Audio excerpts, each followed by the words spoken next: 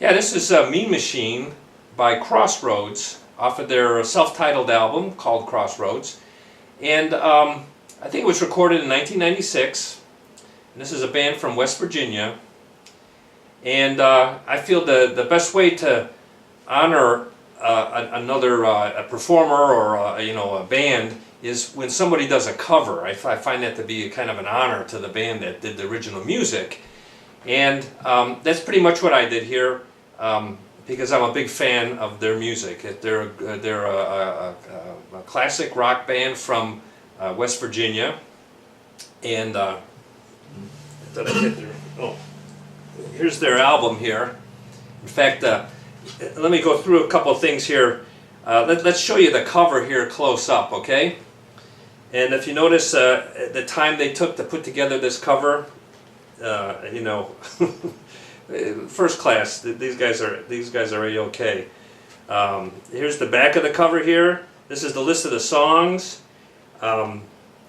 It says that they recorded it over January, February, and March of 1996.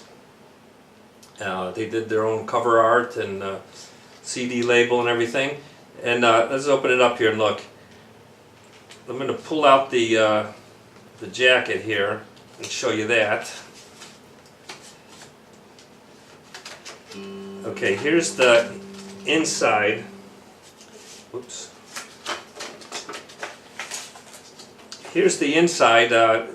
It's got the who the musicians are, and listed the songs again and who wrote what. And look at this, the artwork on the other side here. It's got wacky pictures and things like that. And then, last but not least, there's the you know, photo montage of all the guys in there. This is back in their younger years, I'm sure. And even look at the quality of the CD. Look at the artwork on the CD. I mean, to me, that's first class. And one of the things that I gotta say that, you know, struck me when I first heard this album was how creative it was. What I mean by that is like take the Beatles, for example. Now, I'm not comparing them to the Beatles. The Beatles are the Beatles, okay? But what the Beatles did was when they wrote a song, they didn't write it to match any kind of genre or anything. You know what I mean? They wrote "Love Me Do," and then they turned around and a year later they wrote "Yesterday" or "When I'm 64." You know, these songs don't fit any kind of a category or anything. You know, "Lucy in the Sky" with diamonds. You know, and that's what I think I like the best about the Beatles is that they weren't afraid of doing different songs well. You know, they all got together and says, "Hey, let's play this song and let's play it to the best of our ability. Let's sound as good as we can. Let's make something that people can enjoy." You know.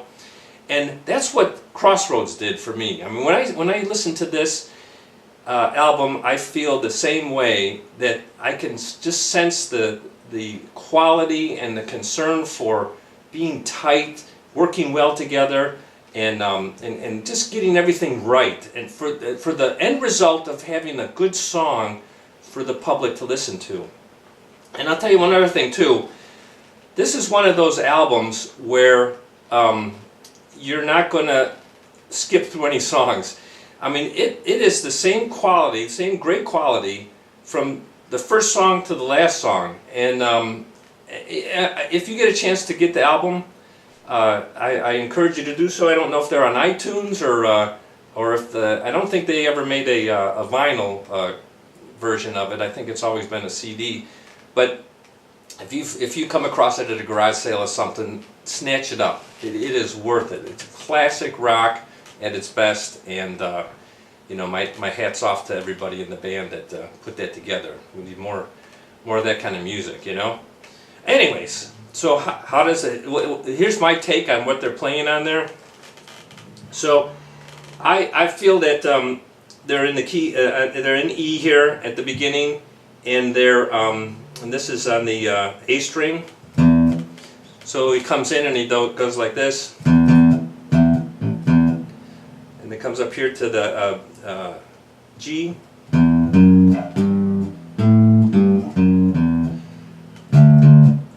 the D. Now you can also do this a different way. My fingers, these old fingers here are like sausages sometimes. You know, they don't have the flexibility. But you can play that same thing by going.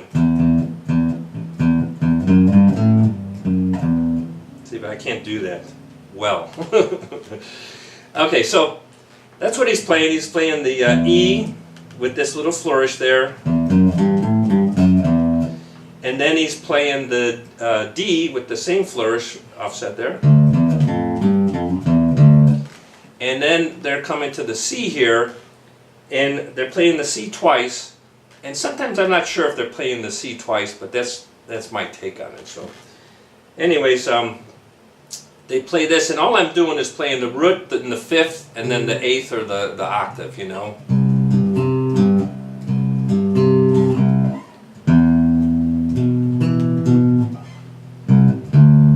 Coming back, go to the E, and then back to the C D.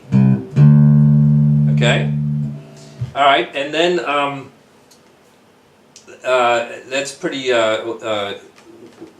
explanatory up to that point. What other part am I missing here? Oh, when they're playing the chorus there, they're doing a climb from D to C to E, and then they're playing this run here. So it's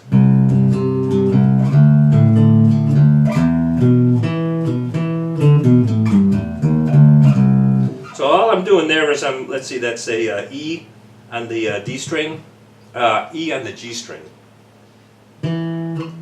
D, and what is that? It's a B, A,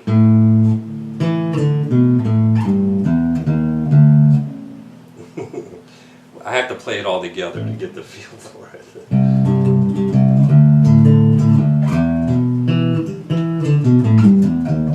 Yeah, so it's this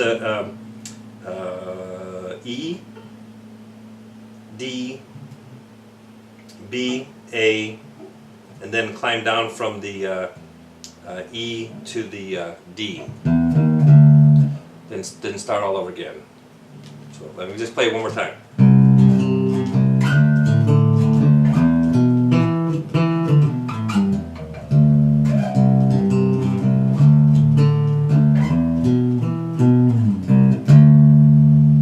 That's it. Beautiful, simple, you know, well written, good music. All right, we'll see you later.